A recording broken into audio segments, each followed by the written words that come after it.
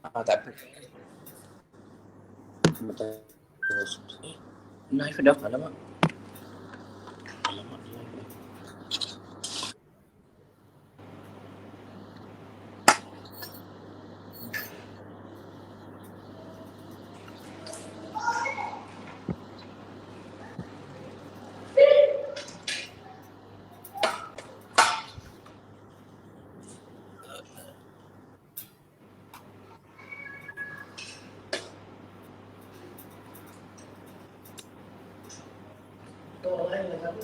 Saya bicara online.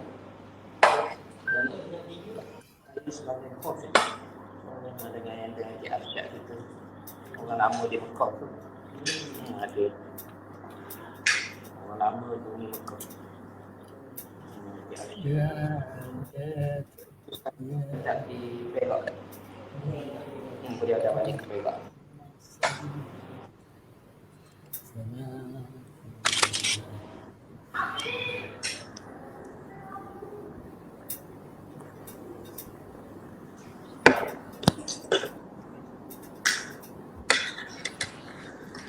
Bro. Ji. Dah. Boleh mula dah, insya-Allah. Ya. Oh, sementara tunggu ustaz kita ya.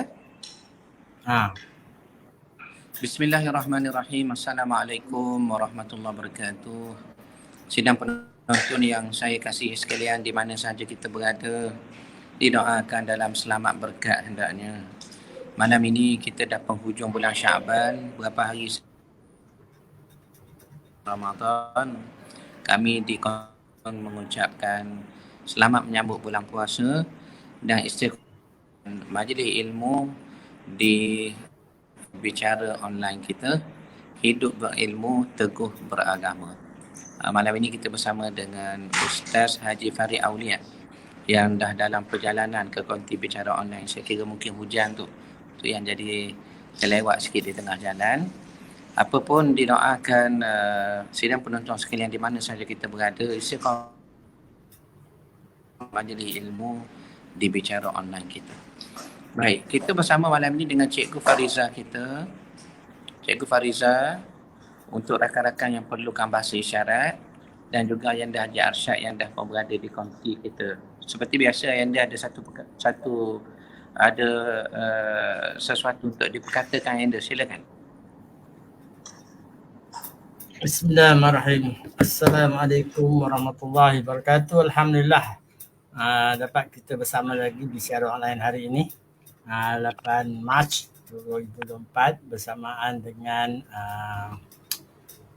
28 Syaban. InsyaAllah kita lagi 2 hari akan menyambut bulan Ramadan. InsyaAllah untuk makluman penonton semua, insyaAllah untuk besok pagi kita akan ada tadabbur Al-Quran, di mana pentadbur besok ialah Dr.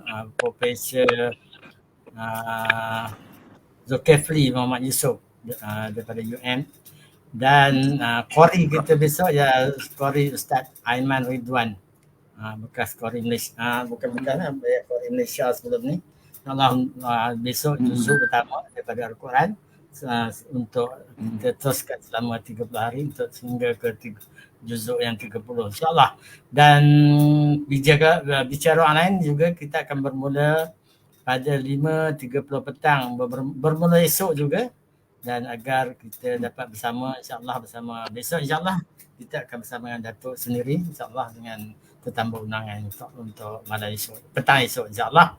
Dengan itu, dengan malam ni kita serahkan kepada Datuk untuk meneruskan bicara online, insyaAllah. Baik, terima kasih Ayanda Cikgu Fariza, rakan-rakan penonton di mana sahaja kita berada. Saya masih lagi di Masjid Tengku Kelana Jaya, selepas program ceramah Amal Ramadan. Di malam ini kita sambung dengan konti bicara online. Juga kita nak bicarakan sedikit sebanyak tentang Ramadan dan puasa. Bila sebut Ramadan, sidang penonton sekalian, dia tak lain tak bukan maknanya ialah batu yang dipanah terik matahari. Maknanya batu ni kalau kena panah dipanas terik, dia sampai melecuh lah kaki kita kalau kita terpijak tak pakai lapik kaki tu, selipar kasut tu. Jadi begitulah yang dikatakan oleh Allamatul Sya'rawi, satu alim besar dalam bidang tafsir. Katanya sebagai satu kiasan bahawa orang berpuasa ni dosa dia bakar oleh Allah Subhanahu Wa Taala. Dengan syarat dia puasa yang sungguh-sungguh, yang sebenar-benarnya. Dan puasa ni pula ibadat yang lama selepas ibadat solat. Bagaimana kita maklum dalam Isra' Mi'raj, bila sebut tentang solat, sebelum Isra' Mi'raj tu Nabi kita sudah solat. Begitu juga sebelum puasa yang 30 hari bulan ni, Nabi SAW sudah puasa. Sudah puasa. Dan kita dengar ibadat puasa ni bila Allah kata kama kutiba alal ladina min qabli, bagaimana orang sebelum kamu pun puasa, maka ahli tafsir kata orang sebelum kamu puasa tu ialah Nabi Nuh alaihi salam. Maknanya ibadat ini sudah lama, sejak zaman Nabi Nuh, betul. Cuma satu perkara yang perlu kita perhati di sini, lama yang Allah guna dalam kefarduan puasa, ibadat puasa ni dan juga ibadat solat ialah kalimahnya kaf ta ba. Kalau kita eja kutiba, tu yang Allah sebut ya ayyuhalladzina amanu kutiba siyam kama kutiba alal ladzina min qablikum la'allakum tattaqun.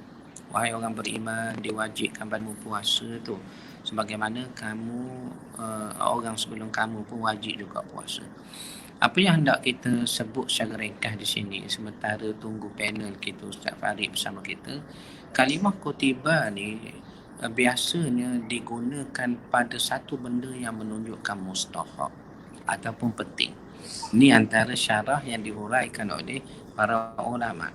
Sebab tu bila disebut kutiba, kalau nak terjemah betul-betul kutiba ni, kita kena terjemah ditulis.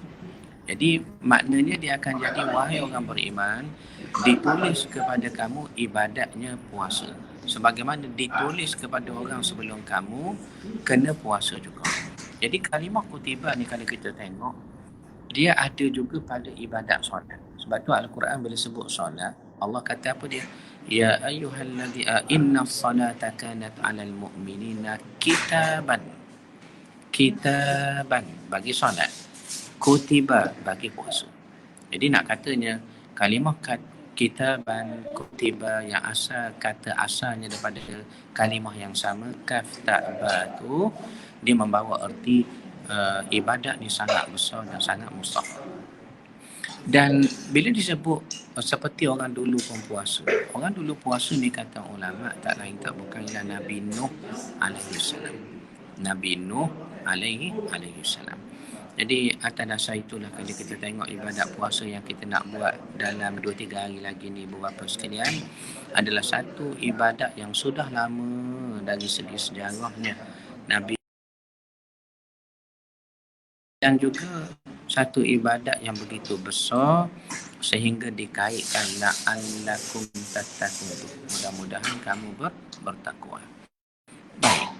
Perkara kedua yang kita nak sebut tentang puasa ataupun bulan Ramadan ni juga iaitulah puasa. Dari segi makna mudah dia ya cikgu dan juga sidang penonton sekalian, dia membawa makna tahan. Ni satu kesimpulan yang mudah nak faham lah daripada kalimah puasa tu, iaitulah tahan. Kenapa kita kata tahan? Maksud tahan di sini awak tahan semua benda. Mata awak tahan, telinga awak tahan. Awak menunjukkan apa dia? Bila kita tahan, jadilah mata kita tu mata yang berpuasa sebab kita tahan, dan seluruh anggota yang kita tahan itu dipanggil anggota yang berpuasa. Jadi takrifan ini sebenarnya dia menepati apa yang disebut oleh Nabi SAW dan kita faham secara mafhum mukhalafah. Mafhum mukhalafah kita faham sebaliknya. Apabila Nabi kata ramai orang puasa tu ramai, tapi yang mereka dapat hanya yakni lapar, wal atash dan juga dahaga. Soalnya kenapa mereka dapat lapar dan dahaga saja Cikgu Fariza tu, sidang penonton sekalian? Sebabnya tak lain tak bukan kerana mereka tidak tahan.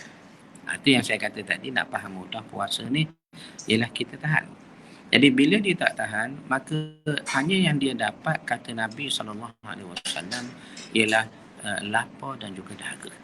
Jadi atas dasar itu, maksud puasa secara umumnya kata sebahagian ulama ialah awak tahan sungguh-sungguh untuk mendapatnya pahala di sisi Allah daripada ibadat puasa yang Allah perintah itu. Tetapi dari segi syarak, ulama kata bila sebut puasa ni kena ada 3 benda baru dipanggil puasa, Cikgu Fariza, sedang penonton sekalian. Pertama ialah awak tahan diri daripada perkara batal puasa. Kedua, tempoh awak tahan diri itu bermula daripada terbit fajar, yakni subuh lah, sampai terbenam matahari, yakni maghrib. Dan ketiga, awak sertakan dengan niat. Niat. Jadi kalau ada 3 komponen ni, sidang penonton sekalian, baru dipanggil puasa. Dipanggil saum, dipanggil sayang, puasa. Tetapi kalau kurang salah satu daripada 3 perkara ini, tidak dipanggil puasa. Contohnya kita dah tahan diri daripada perkara batal puasa, bermula subuh tadi sampai maghrib, tapi kita lupa nak niat. Dan kita tahu niat bagi puasa wajib ni mesti sebelum terbit fajar, melainkan puasa sunat. Dan 3 komponen ini, Cikgu Fariza, sedang penonton sekalian, baru kita dipanggil kita berpuasa. Kita berpuasa. Baik. Satu perkara saya teringat dalam nas Al-Quran, dia ada sebut gini juga. Maksud puasa ni kadang diambil daripada nas Al-Quran, perkataan Sayyidatina Maryam ketika ditanya oleh Bani Israel, mengapa dia tu pregnant, tak ada suami, tak berkahwin, sedar-sedar mengandung. Maka ada kalimah sauma digunakan di situ yang merujuk kepada puasa, tetapi membawa makna yang berbeza sikit. Apa kata Allah? Bila Bani Israel datang jumpa Maryam, nak tanya kenapa awak pregnant walaupun tak ada suami, maka Maryam jawab Quran rakam. Kata Maryam, inni nazartu lirrahmani sawma. Sesungguhnya aku bernazar kepada Tuhan yang salah satu nama Tuhan itu ialah Ar-Rahman, untuk sawma, berpuasa. Ya, sawma yakni saum, berpuasa. Berpuasa di sinilah ialah diam, tak bercakap, tak nak jawab apa-apa yang Bani Israel tanya. Jadi atas dasar itu, itulah maksudnya puasa dan maksudnya Ramadan. Jadi Alhamdulillah, kita dah pun bersama dengan adinda saya tu, Ustaz Haji Farid Abu Aulia tu. Apa khabar adinda, ada di mana tu? Allah Akbar. Untuk diri kita, Alhamdulillah, khabar baik. Alhamdulillah. Tak ada di rumah daripada kuliah tadi. Ya, Alhamdulillah. Alhamdulillah. Alhamdulillah. Kami bicara online tunggu. Adinda saya tunggu. Kerana jemaah katanya ramai tu untuk menyambung pengajian kita malam ini. Allah. Jadi tadi kita dah mukadimah sikit tentang puasa, mengambil berkat puasa. Jadi konti kita nak terus bersama dengan adinda untuk kita sambung pengajian kitab kita pada malam ini. Faliyatafadhal mashkura. Silakan itu. Baik, alhamdulillah. Bismillahirrahmanirrahim. Innal hamdalillah nahmaduhu wa nasta'inuhu wa nastaghfiruh wa na'udzu billahi min shururi anfusina wa min sayyiati a'malina. May yahdihillahu fala mudhillalah wa may yudlil fala hadiyalah. Asyhadu an la ilaha illallah wahdahu la syarikalah wa asyhadu anna Muhammadan abduhu wa rasuluh. Allahumma salli ala sayyidina Muhammad wa ala ali sayyidina Muhammad. Rabbi yasir wa la tu'ansir, Rabbi tammim bil khair. Rabbi shrah li sadri wa yassir li amri wahlul 'uqdatam min lisani yafqahu qawli wa la haula wa la quwwata illa billahil aliyyil azim. Amma ba'du. Ayyuhal mu'minun ittaqullah usikum wa iyaya bittaqwallah faqad fazal muttaqun. Sidang jemaah yang dimuliakan Allah SWT, yang saya hormati, yang berbahagia Ustaz Datuk Rashidi kita atau Ustaz D kita, Kekanda. Dia panggil adinda, saya panggil Kekanda lah. Alhamdulillah, yang selaku moderator kita pada malam yang penuh barakah ni, ayahanda kita Tuan Haji Arsyad, selaku penyelaras bicara online kita. Alhamdulillah, Cikgu Fariza dan semua jemaah yang ada pada malam yang penuh barakah ni, yang sama-sama kita mengimarahkan majlis ilmu kita walaupun secara atas talian, namun inna amalu biniat. Dengan niat ini kita mudah-mudahan dapatlah juga pahala kita duduk dalam taman syurga. Amin ya rabbal alamin. Alhamdulillah, syukur pada Allah SWT meneruskan perbahasan kita dalam kajian kitab Hakikat Kehidupan. Syarah kepada kehidupan. Syarah kepada kehidupan bersandarkan kepada ataupun kaedah yang digunakan dalam kita nak mensyarahkan atau dalam kita nak mengupas kehidupan adalah bersandarkan kepada sifat wajib bagi Nabi SAW. Dia sebut sifat wajib bagi Nabi SAW yang termasuk dalam perbahasan iman. Iman, yakni beriman pada Nabi dan Rasul. Yakni kita beriman kepada sifat wajib bagi Nabi SAW itu ada 4, yakni siddiq, amanah, fatanah, tabligh. Adalah susunan terjemahan hakikat kehidupan ini ijtihad tahqiq daripada almarhum Datuk Seri Abdul Sandin Al-Hafiz hafizahumullah taala alaih. Mudah-mudahan Allah tempatkan beliau di kalangan orang yang beriman saleh, dimasukkan syurga tanpa hisab. Amin ya rabbal alamin. Beliau telah mentahqiqkan kedudukan pada susunan 4, siddiq, amanah, fatanah, tabligh. Fatanah nombor 3, tabligh nombor 4. Kalau ikut kepada perbahasan kita dalam perbahasan iman, yakni perbincangan tentang sifat wajib bagi Nabi SAW itu, tabligh nombor 3, fatanah, ya tabligh nombor 3, fatanah nombor 4. Tapi kita tidak, dalam ijtihad kita, tabligh, fatanah, soft, fatanah nombor 3, tabligh nombor 4. Baik, kenapa kita bawa pendekatan kaedah kepada syarah kehidupan ini jemaah sekalian? Mari kita buat murajaah sikit. Dalam kita buat ulang kaji, murajaah kepada melihat kepada kehidupan itu sendiri. Yang mana kehidupan ini, kalau kita lihat mutaakhir ini, apatah lagi pada akhir-akhir ini, kepincangan, kekalutan, kekeliruan, konflik demi konflik yang berlaku, bertalik arus, yang mana seakan-akan ianya itu menunjukkan bahawa adakah ini kehidupan yang kita nak lalui, sedangkan kita ni nak hidup dengan keadaan aman, tapi bagaimana dengan situasi yang berlaku depan matahari ni? Kalau kita tengok di Gaza, di Palestin, bagaimana keadaan nasib saudara kita di sana, di Rafah sekarang ni, di Gaza pun dah ni, Masya Allah, kadang-kadang kita tak tahu nak cakap dah kan. Nyawa tu dah macam gitu dia buat ni. Belum lagi kita tengok bagaimana konflik area yang berlaku, pergaduhan yang dianggap biasa. Gaduh tu biasa. Contoh suami isteri bergaduh tu biasa. Sehingga jadi topik yang baru biasalah kita bergaduh, biasalah. Isteri cakap benda, sedangkan kalau ikut kepada susun atur dia, tata cara ataupun kaedah kehidupan beringkut kepada yang hak, nak angkat muka pun tak boleh kadang. Ikut kitab muhimmah tu, nak cakap pun dia tak izin. Tapi isteri sekarang yang tak ikut kepada hakikat, dia nak cakap ikut dia suka lah. Kadang dia dengan ajar suami, abang diam, abang cakap gini. Dia nak minta maaf, sedangkan ciri isteri solehah tu dia salah ke tak salah ke, dia minta maaf. Kalau ikut indikator minta maaf tu, tak tahulah berapa orang yang diiktiraf. Memang kalau suami dia nak anggap isteri dia solehah lah. Tapi yang nak dikira solehah tu di sisi Allah. Nabi dah bagi kriteria, bukan suami soleh. Hadis yang ikut yang ada kriteria tu isteri solehah. Dia tak ada istilah hadis suami soleh. Kalau ada memang kita akan highlightkan. Tapi yang di-highlightkan isteri solehah. Isteri solehah ni memang kalau dilihat petang penyejuk mata. Bila mata tengok muka penyejuk, mulut dah tentu dah. Ni kadang-kadang dia tak kira dah. Dia cakap dia salah tak salah, dia tak kira dah. Inilah kehidupan.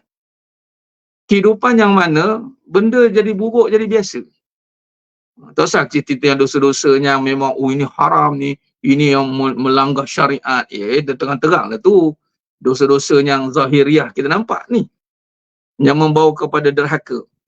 Anak derhaka, isteri derhaka, Dia jadi normal. Jadi perkara biasa, orang buat konten gelak-gelak je. Malah nak minta maaf tu benda yang bukan senang, benda susah. Tunggu raya, tengoklah, tunggu dah bergaduh-gaduh, menangis-nangis pun nak minta maaf. Jadi kehidupan ni kalau tengok betul-betul, itulah dia. Dan ada tak dalil perbahasan tentang keadaan kehidupannya seperti itu? Ada. Ketika Allah nak jadikan manusia. Ini dalam perbahasan kita murajaah. Dalam sifat yang pertama, siddiq. Dalam siddiq kita jumpa perbahasan ni. Yang mana kita nak cari balik kebenaran. Kita nak syarah balik hidup ni bersandarkan yang benar, yang hak. Bila yang benar, kita kaji balik daripada permulaan kejadian manusia, iaitu kisah Nabi Adam AS. Kalau ikut Al-Quran, itulah Nabi Adam AS, manusia pertama yang dijadikan oleh Allah SWT. Dan itulah Nabi yang pertama dan yang wajib kita imani. Nabi Adam AS, yang mana sebelum Allah SWT nak menjadikan Nabi Adam AS, malaikat dah bertanya kepada Allah. Qalu ataj'alu fiha may yusidu fiha wa yasfiku dima. Bukankah nanti kejadian manusia ini akan terjadinya permusuhan, kerosakan, sehingga wa yasfiku dima, berbunuh-bunuh, pertumpahan darah. Tak cukupkah kami ni yang wa nahnu nusabbihu bihamdika wa nuqaddisu lak? Tak cukupkah kami yang bertasbih, bertahmid kepadamu? Nah, maka ada dalil dalam Quran dan suratul Baqarah ayat 30 jemaah sekalian. Kemelut kejadian manusia ni telah pun dikenal pasti sebelum lagi daripada kejadian Nabi Adam AS. Kalau dibiarkan keadaan hidup itu tanpa ada perbincangan, maka begitulah. Sebab tu hidup yang mana tidak dibawa kepada mencari kembali titik temu ataupun titik mula ataupun mencari hikmah dia, macam itulah jadinya. Sebab apa? Sebab ketika malaikat berkata begitu, Allah tidak menafikan. Allah jawab apa? Qala inni a'lamu ma la ta'lamun. Kau tak tahu apa yang aku ketahui. Bermaksud keadaan suratul Baqarah ayat 30 itu, Allah SWT tidak menafikan situasi itu dalam pengetahuan Allah. Dan kalau lihat sekarang ini memang realiti pun berlaku. Dan ketika Allah SWT mengeluarkan Nabi Adam AS dan Iblis laknatullahi alaih, Allah rakamkan dalam Al-Quran dalam suratul Baqarah. Dalam suratul Baqarah jemaah sekalian, ayat wa qulna ya adamu uskun anta wa zawjukal jannah wa kula minha ragadan haitsu syi'tuma wa la taqraba hadhihi syajarata fatakuna minaz zalimin. Ayat berapa saya cari sekejap. Fa'adzallahuma syaitanu anha fa'akhrajahuma mimma kana fi wa qulna bitu ba'dukum li ba'din adu. Ketika itu Allah Subhanahu wa taala berkata kepada Nabi Adam AS, ya, ayat 32 Al-Baqarah 32.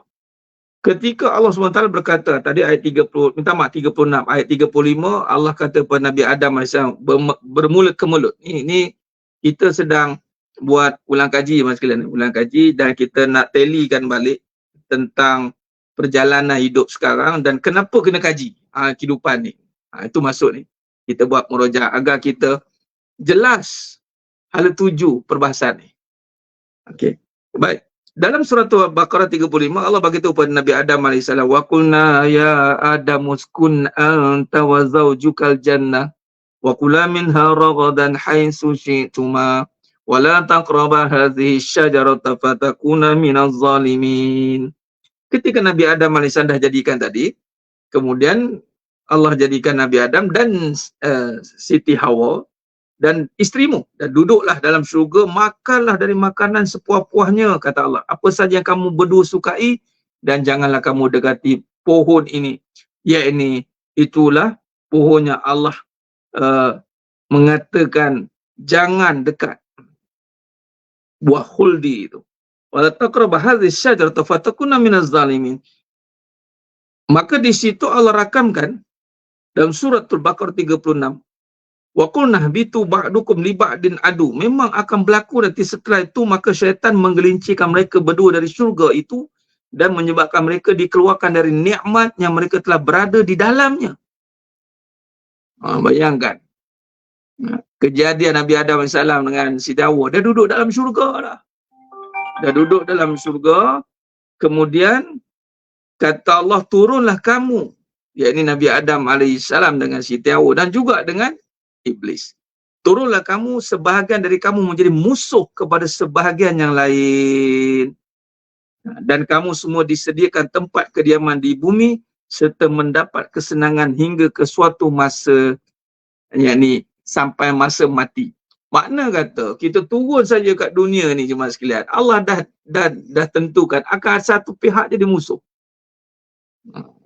Sebab tu orang kata apa, tak senang kita dibuatnya.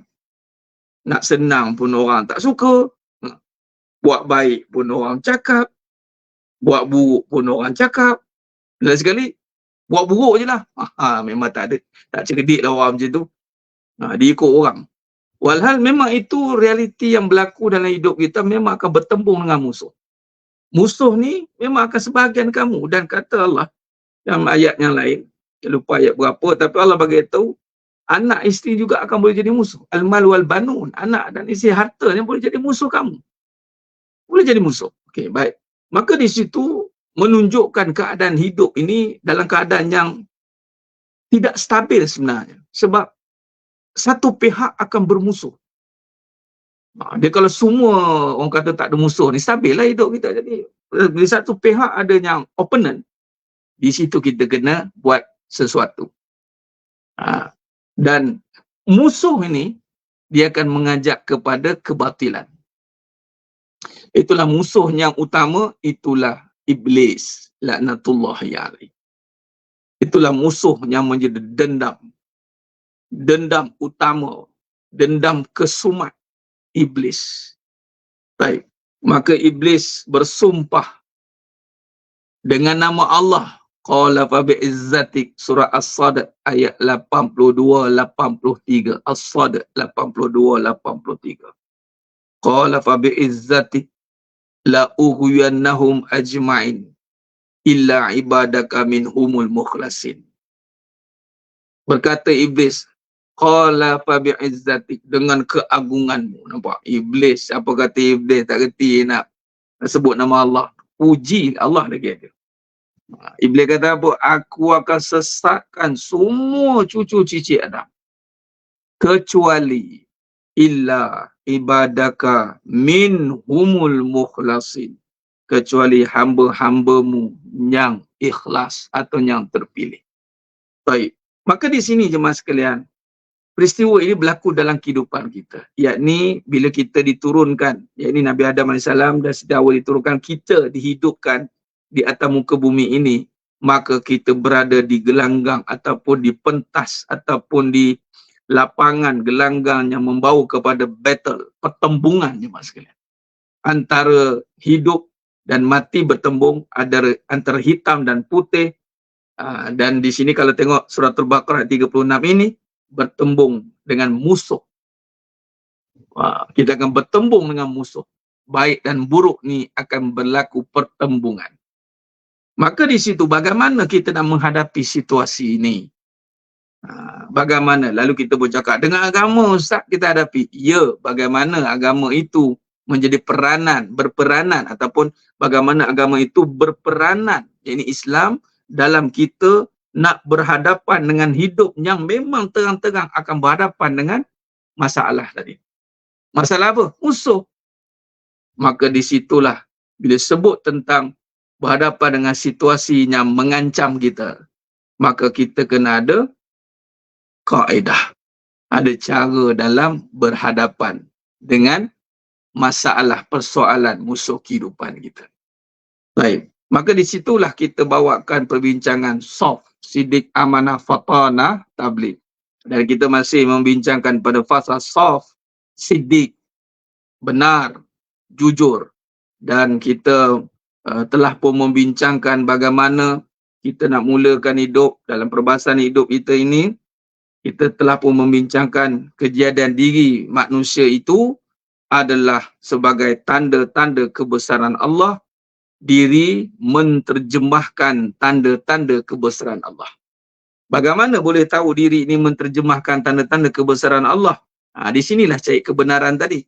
Bila bermula hidup dengan yang benar, maka kebenaran akan memimpin perjalanan hidup kita. Bukan kita memimpin perjalanan hidup dengan hanya tengok keadaan, dengar kata orang, bangkit dari kecewa, dengan tangisan. Bukan. Kita ni kalau ikutkan perjalanan, perbahasan hakikat kehidupan ni jemaah sekalian, dia akan keluar satu, panggil apa? Kaedah. Kita tidak akan belajar dengan kegagalan sebenarnya. Orang dengar, macam mana tu Ustaz? Padahal kita ni kan banyak kali silap. Ya. Tapi kita tidak disuruh belajar dengan kegagalan. Habis tu, kita disuruh belajar dengan kebenaran. Ada satu, orang kata apa? Kata-kata motivasi lah. Kan? Kehidupan ni biasa, kalau cerita buat kehidupan, adalah kata-kata motivasi nanti kita jumpa. Dia kata hidup ini akan bertemu ujian. Ujian dalam peperiksaan berbeza dengan ujian dalam kehidupan. Dia kata. Ujian dalam peperiksaan, kita kena belajar dulu, baru kita jawab peperiksaan. Tapi ujian dalam kehidupan, kita kena dulu baru belajar, kata. Dia kena melalui dulu baru belajar. Nampak macam betul, tapi sebenarnya tidak je mas sekalian. Sama juga, macam mana setiap ujian, malah kita kena ambil contoh, tamsilan. Bila sebut ada ujian, maka kita kena persiapkan diri untuk berhadapan dengan ujian. Dengan apa? Dengan ilmu lah. Kita kena belajar. Sebab tu talabul ilm faridatan 'ala kulli muslimi wa muslimat. Sebab tu ilmu itu menjadi fardu. Menjadi tuntutan. Bermakna kalau sebut tadi, Al-Quran itulah kebenaran.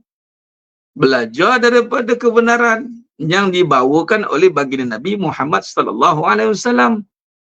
Surah Al-Fath ayat 28. Wallazi arsala rasulahu bil huda wa dinil haqq liyuzhirahu ala dini kulli wa kafa billahi syahida. Allah mengutuskan Nabi Muhammad sallallahu alaihi wasallam untuk menyampaikan huda, yakni petunjuk Allah, hidayah Allah, wa dinil haqq, dan agama yang benar. Liyuzhirahu ala dini kulli, dan Allah akan angkat kepercayaan Islam, agama ini lebih tinggi daripada yang lain. Wa kafa billahi syahida, cukup Allah menjadi saksi. Baik, maka hidup ini mesti terpimpin oleh kebenaran. Jadi kita kena letakkan kebenaran. Bila sebut ikut kaedah siddiq, alhamdulillah kita letakkan benar letak depan. Kita tak nak mandai-mandai. Jadi bila sebut tentang kebenaran, rujuk pada Al-Quran, Kejadian Manusia, surah Ar-Rum ayat 20. Memang tanda-tanda kebesaran Allah. Allah jadikan kita, Allah jadikan alam semesta ini sebagai dalil pembuktian bahawa tanda-tanda kewujudan dan kebesaran Allah.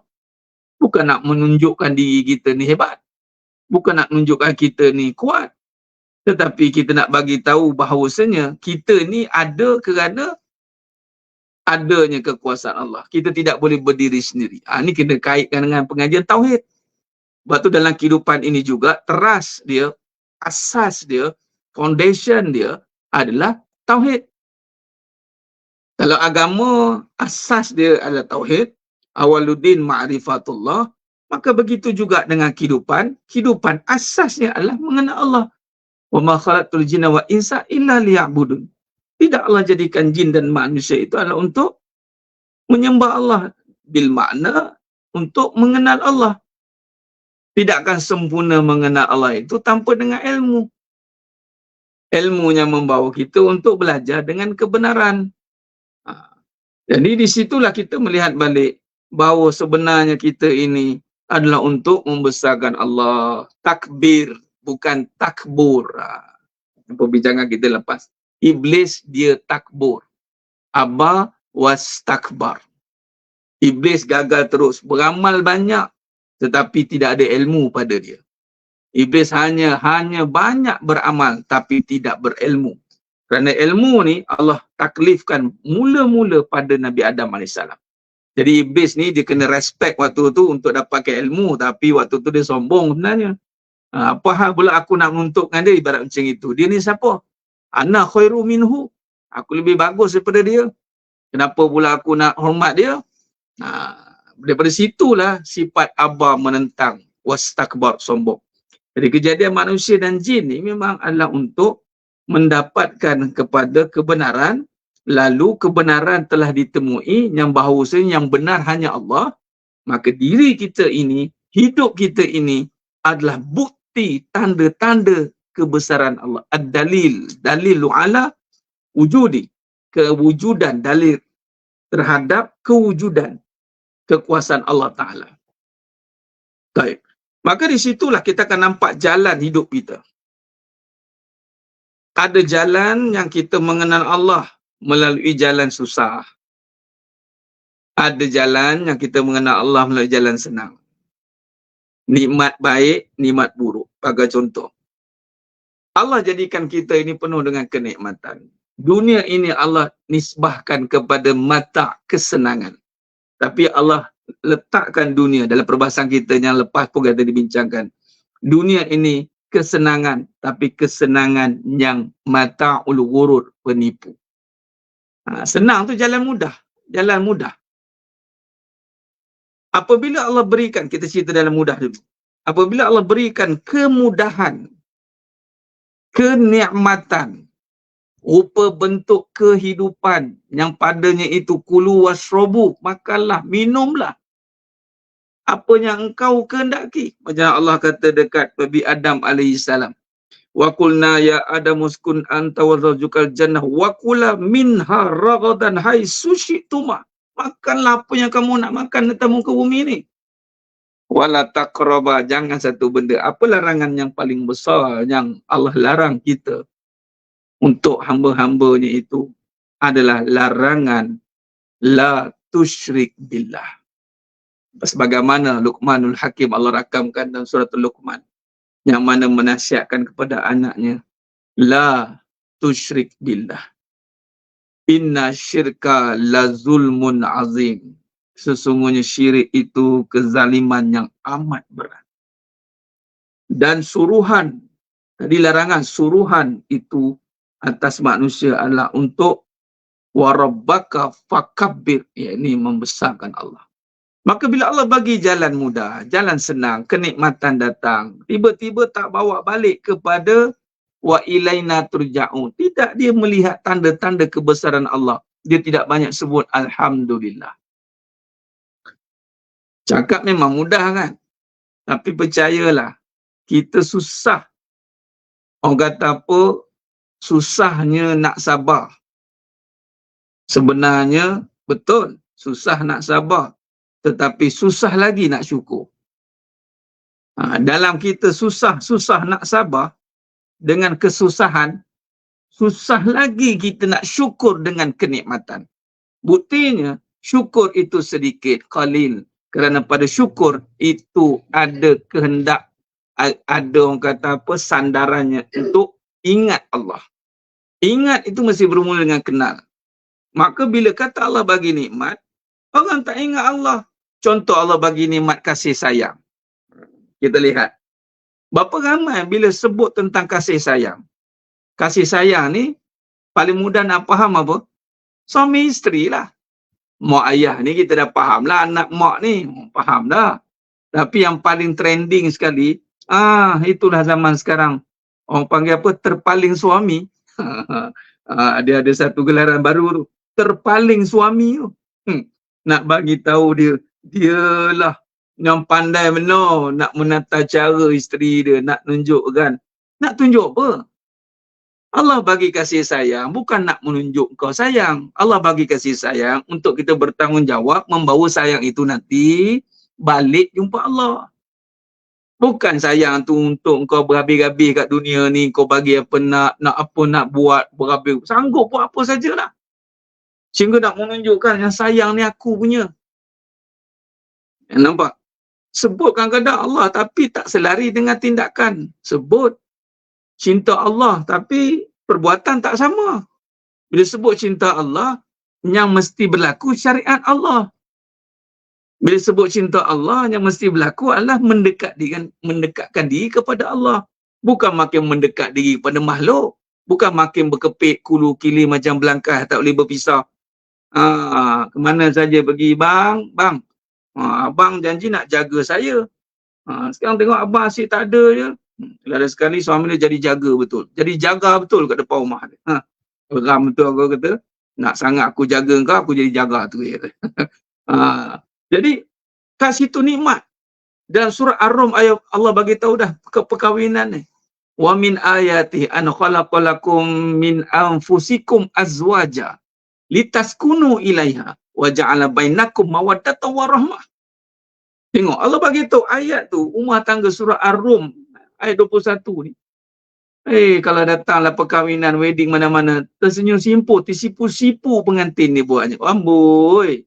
Apa yang diingat tu? Apa yang diingat? Apa yang dilihat? Adakah dia melihat bahawa ya Allah, hebatnya engkau ya Allah? Ke dia lihat, hai ya Allah, cantiknya si aku, berseri-serinya, dialah satu-satunya isteri bidadari yang ada, tak ada yang lain dah. Oh, sedap cakap. Kan? Yang si suami, si isteri pula, suami pula best man win. Rasa macam, oh, boleh dapat isteri tu. Ni nikmat ni. Nikmat ini akhirnya manusia akan khianati. Walhal nikmat itu sepatutnya membawa kepada wa ilaina turja'un. Kembali kepada Allah dengan kita berazam untuk apa? Untuk pertama, mengesahkan Allah. Jangan berlaku syirik. Kalau dalam perbahasan rumah tangga, jemaah sekalian, ada perbahasan yang saya bawa. Saya namakan apa? Akidah songsang dalam rumah tangga. Akidah songsang dalam rumah tangga. Macam mana tu Ustaz? Dia macam gini. Ada isteri atau ada suami yang mana dia melihat diri dia itu memiliki sifat. Sifat apa? Oh, akulah satu-satunya yang disayangi. Maka di situ ada perbincangan bahawasanya dia buat semua benda bila sebut sayang ni, dia buat apa? Dia buat sayang semua ni adalah dengan apa? Untuk melihat. Untuk dapat perhatian. Dapat perhatian lah. Dapat perhatian. Isteri buat sayang tu sebab dia punya kan, suami dia punya, isteri dia punya. Jadi perbuatan dia punya tu, akhirnya dia buat untuk dapat perhatian suami. Bukan perhatian Allah. Hati-hati. Akhirnya berlakulah syirik yang tanpa sedar. Riak dia panggil, ro'un, nak tunjuk. Ro'un. Ataupun diri yang mengata, perkataan yang orang perempuan kadang dengar rasa macam trauma rasanya. Apa dia? Jangan duakan saya. Rasa macam dengar, abang jangan cakap macam itu bang, katanya. Jangan duakan saya. Tapi menduakan Allah tak apa. Walhal yang paling senang nak menduakan, nak diduakan Allah. Bukan isteri. Isteri sebenarnya dah diduakan pun. Bukan 2, 4, 5 dah. Allah, Rasul, mak ayah, isteri nombor 5 dah. Belum dengan kerja dengan apa lagi. Tapi yang senang, paling senang kita nak duakan Allah. Dalam diam-diam. Bermula dengan riak, bermula dengan ujub, bermula dengan sum'ah, riak, ro'un, dalam diam-diam, nakkan perhatian, nak diperhatikan. Dalam diam-diam, dia buat kebaikan, nakkan perhatian. Buktinya, bila tak diperhatikan, tidak mendapat pujian, maka kecil hati. Kecil hati katanya. Tak hati abang tak puji, tak hati. Dah bergaduh, dah bergaduh. Tak ingat itu, tak ingat ni. Udah bergaduh. Sibuk untuk mendapatkan perhatian makhluk. Tidak sibuk untuk mendapatkan perhatian Allah. Masing-masing tidak mengejar ridha Allah. Tidak mengejar cinta Allah. Akhirnya apa? Itulah akidah songsang tadi. Bertuhankan manusia tanpa sedar. Bila pasal suami isteri berlepas, anak pula bertuhankan anak tanpa sedar. Anaklah itu, anaklah ni, saya hidup sebab anak-anak. Kalau tak ada anak-anak, saya tak boleh hidup. Banyak perkataan-perkataan ini yang berlaku tanpa sedar. Contoh lagi mak-mak pula, kalau mak tak masak, mak tak bagi makan, kamu tak makan. Mak yang menentukan kejayaan hidup anak. Itu kadang-kadang tu yang mana tanpa sedar. Dalam surah Al-Hadid ayat 20. Allah bagi tahu harta anak ni untuk kamu bermegah-megah. Akhirnya rasa diri hebat. Kalau anak tu pandai bagus semua, rasa diri tu kan. Ini saya cerita ni adalah perjalanan yang mana bersalahan dengan sepatutnya. Allah bagi jalan kenikmatan, sepatutnya kita membawa kepada ketaatan. Nikmat, taat. Taat yang nombor satu, mengesakan Allah. Dengan kita membesarkan dia. Wa rabbaka fakabbir, masya-Allah. Kita makin taat, dapat isteri baik, makin suka. Kita makin dekat pada Allah. Dapat isteri baik, dapat suami baik, dapat anak baik. Kita nampak Allah yang maha baik. Bukan nampak baiknya aku. Nampaknya baiknya anak ni. Nampak Allah maha baik. Dalam surah Al-Qasas ayat 77. Allah bagi nikmat. Kita nak buat baik dengan orang. Dengan hamba-hamba Allah. Sebenarnya bukan tunggu orang baik. Sebenarnya adalah kerana Allah yang baik. Wa ahsin kama ahsanallahu ilaih. Berbuat baiklah kepada hamba-hambaku. Sebagaimana aku yang berbuat baik kepada kamu. Nampak? Bukan sebab nak anak tu balas baik, nak isteri balas baik, nak suami balas baik.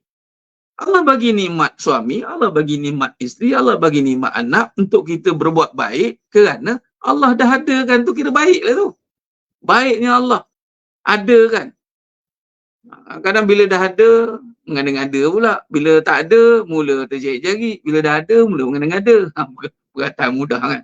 Itu tak kena, ni tak kena. Sebab apa? Dia tak jadikan nikmat itu sebagai asbab untuk dia kembali kepada Allah.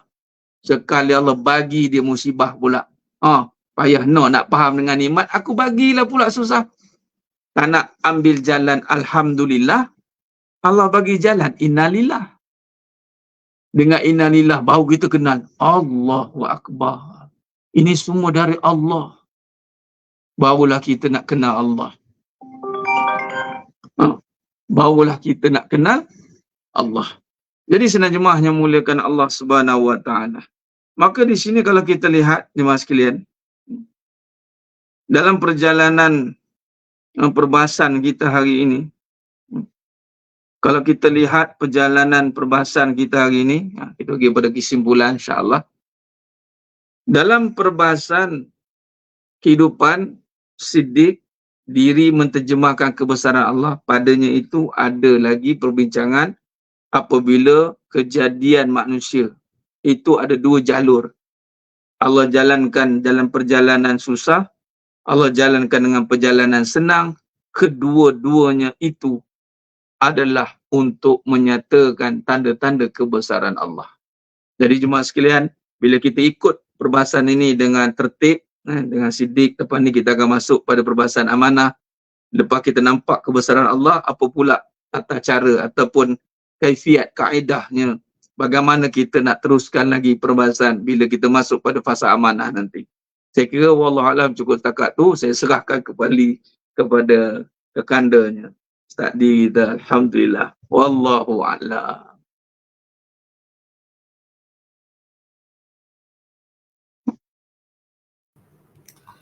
Alhamdulillah Ustaz, atas penyampaian yang pada malam ni. Dengar kan? Ada tak?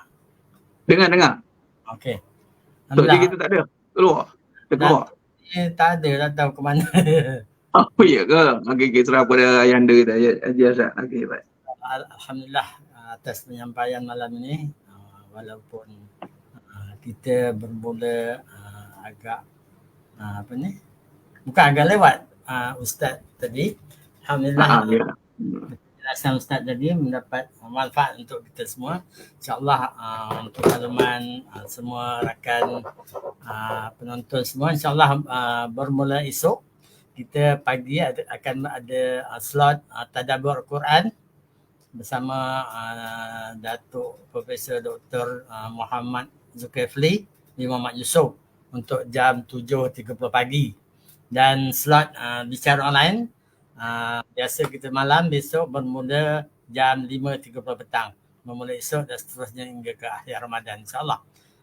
Dengan itu kita harap semua penonton jangan tak tengok sebab nanti ingat malam juga, tapi sebenarnya kita bermula 5.30 petang untuk malam esok. InsyaAllah besok malam petang kita akan bersama Datuk Rasidi juga dan juga tetamu Ustaz Muhammad Fazli Mustafa. Dan paginya kita dengan Datuk Zul dan juga Kori kita Kori pada Selangor ke Perak saya tak pasti, tapi Kori Malaysia Ustaz Aiman Ridwan untuk malam esok insyaAllah. Untuk pagi esok insyaAllah. Jumpa lagi. Wallahualam. Assalamualaikum warahmatullahi wabarakatuh. Waalaikumsalam warahmatullahi wabarakatuh. Terima kasih Tuan Haji Ustaz. Alhamdulillah.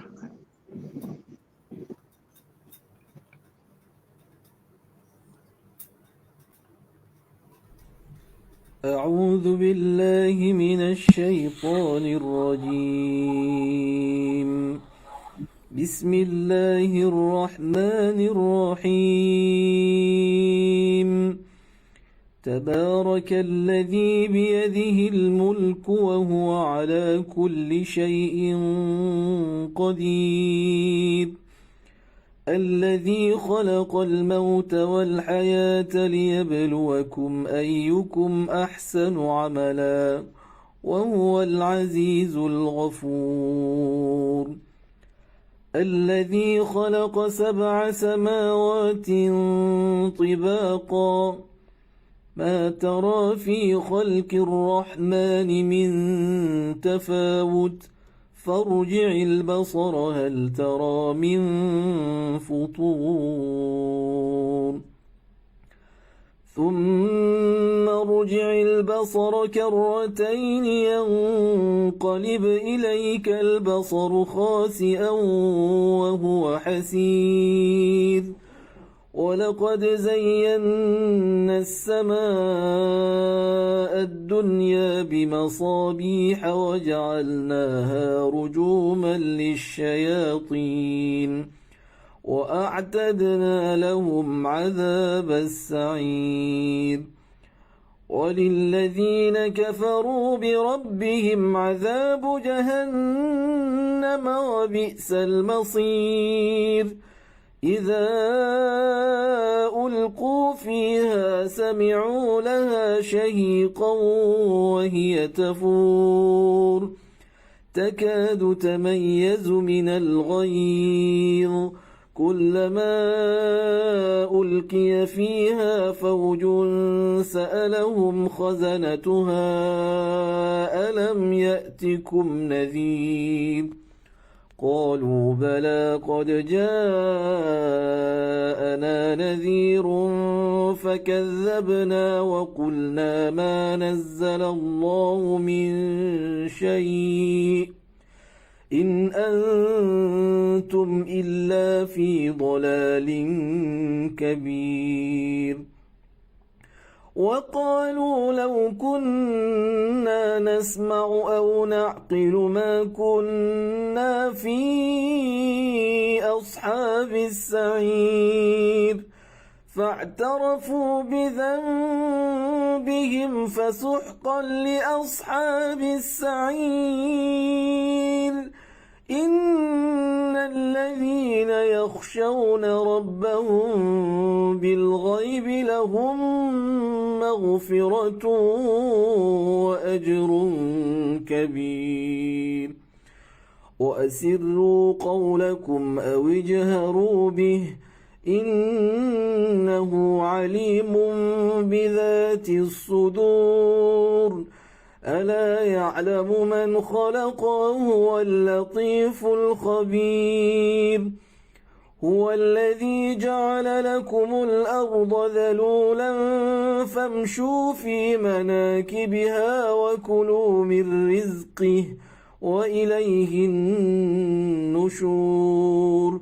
أأمنتم من في السماء أن يخسف بكم الأرض فإذا هي تمور أم أمنتم من في السماء أن يرسل عليكم حاصبا فستعلمون كيف نذير. ولقد كذب الذين من قبلهم فكيف كان نكير. أولم يروا إلى الطير فوقهم صافات ويقبضن ما يمسكهن إلا الرحمن إنه بكل شيء بصير.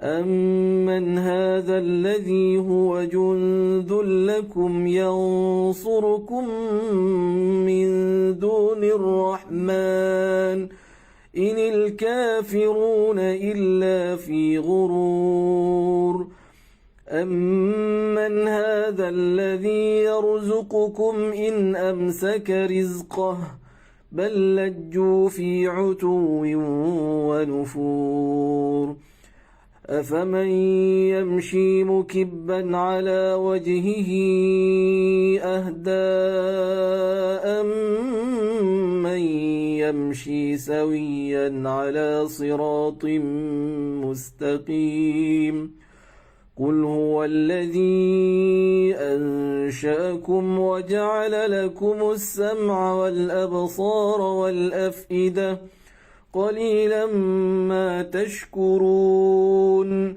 قل هو الذي ذرأكم في الأرض وإليه تحشرون ويقولون متى هذا الوعد إن كنتم صادقين قل إنما العلم عند الله وإنما أنا نذير مبين فلما رأوا زلفة سيئت وجوه الذين كفروا وقيل هذا الذي كنتم به تدعون قل أرأيتم إن أهلكني الله ومن معي أو رحمنا فمن يجير الكافرين من عذاب أليم قل هو الرحمن آمنا به وعليه توكلنا فستعلمون من هو في ضلال مبين قل أرأيتم إن أصبح ماؤكم غورا فمن يأتيكم بماء معين صدق الله العظيم